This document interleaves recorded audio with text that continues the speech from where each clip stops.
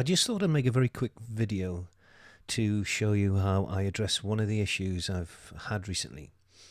The issue itself is problems caused by using a reverse graduated filter. Now, a reverse graduated filter will help you when you have a sunrise or a sunset, and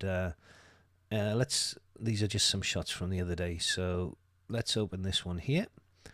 So reverse grad, what it does is it is a filter, obviously a physical filter you put in front of the lens, where it has a thicker bar of darkness in the middle and it fades above and below that.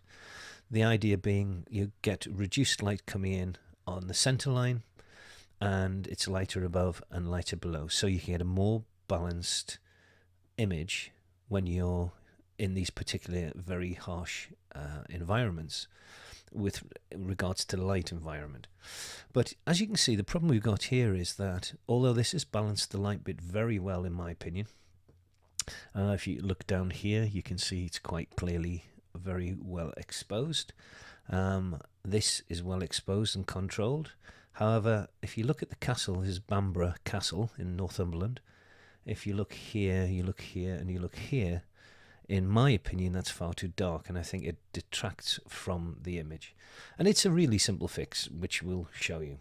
Anyway, let's go over to develop mode. I'm in Lightroom. It's the most up-to-date version of Lightroom we have. So and there's one little tool I want to show you now.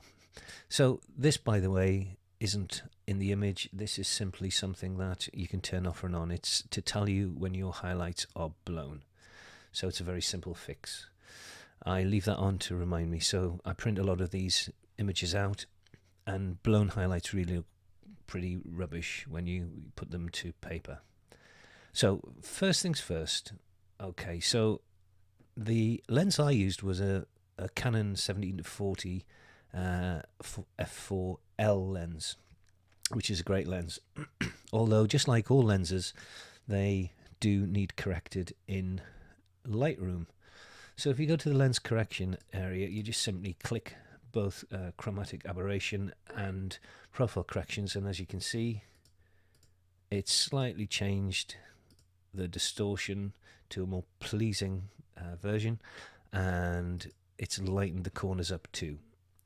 Excuse me. So that's the first thing we do, get that out of the way. The next thing is, and if you haven't played with this yet guys, you just have to, it's brilliant.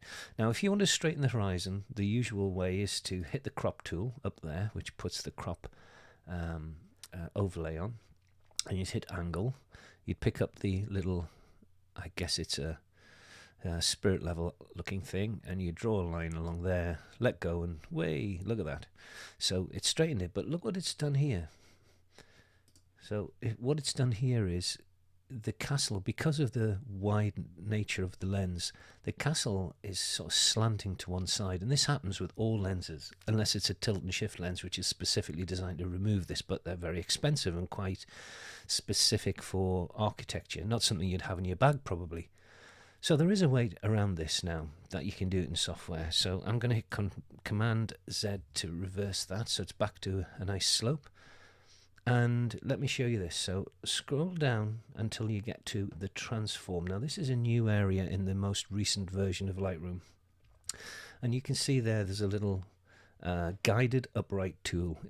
Now you can have it done automatically, but honestly, once you're actually doing this, you will find that this is so easy. So the first thing I'm going to do is, now what you would normally do is you draw a line along there to tell the computer what is upright, but I found a trick. If you actually, especially with short lines or short, very short things to draw, you find this is much easier. So draw a larger one and just eyeball it, Obviously that wouldn't work. You're basically trying to draw the line parallel to where the castle is currently pointing. So once you've done that, that's pretty much, you can adjust it, of course, just pull it in a little bit maybe. Okay, so you notice it hasn't done anything, it's just left a line on there. So the next thing to do is draw in your horizon. Now this loop that you have here is a great help for doing this. So do that and then find the horizon, drop the cross on there. when you let go, look at that. How cool is that? So not only has it straightened, I'm pointing at the screen, of course you can't see that. Not only has it straightened your horizon as you would normally do, but look, it's actually made the castle now upright. Pretty cool. Now, if that wasn't exactly how you wanted it, you could actually click on that and you can change this very slightly to, well, you can change as much as you like to readjust it, but I think we've hit lucky there, and that's good. So anyway, that's the first thing. Next thing's a really quick fix, this blown out highlights. So we're going to drop the highlights by a little bit until the red disappears, which is there. Perfect. Right, now the point of the video, which was to get rid of this, and it is a simple fix. You're going to use a graduated filter. I'm pressing the left shift button, so when I draw my graduated filter, the line stays parallel. And I'm going to pull it down to around about there. So if you're wondering which part of the picture this graduated filter is going to affect, if you hover over the actual dot which associates with this graduated filter, as you can see, it colors the area that's going to be affected by whatever you're going to do.